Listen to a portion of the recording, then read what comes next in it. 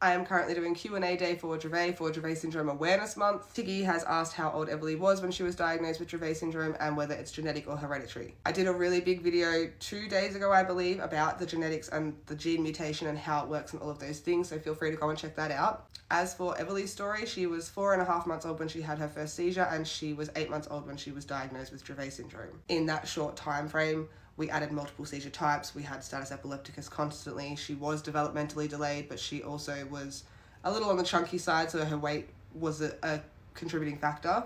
Once we got that gene mutation result back, she was diagnosed with GEFS+, and then had a very devastating seizure not long following, and then was diagnosed with Dravet syndrome. Everly did not sit until she was 10 months old, she did not crawl until she was after 1 year old, and she did not walk until she was almost 2.5 years old. So she was very developmentally delayed.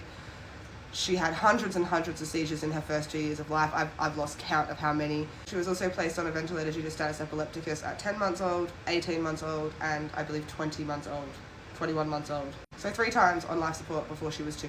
Isn't the norm for all Dravet warriors. Everly just had particularly nasty seizures, and sometimes I wonder if her gene mutations play a part in that, because Everly has 3 mutations in her genes that can include severe epilepsies, and 2 of them science doesn't really know much about yet.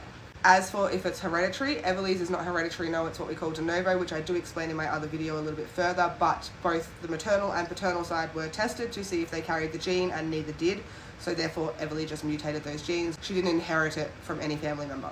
Thank you so much for your question, Tiggy, and I will see you guys in the next video.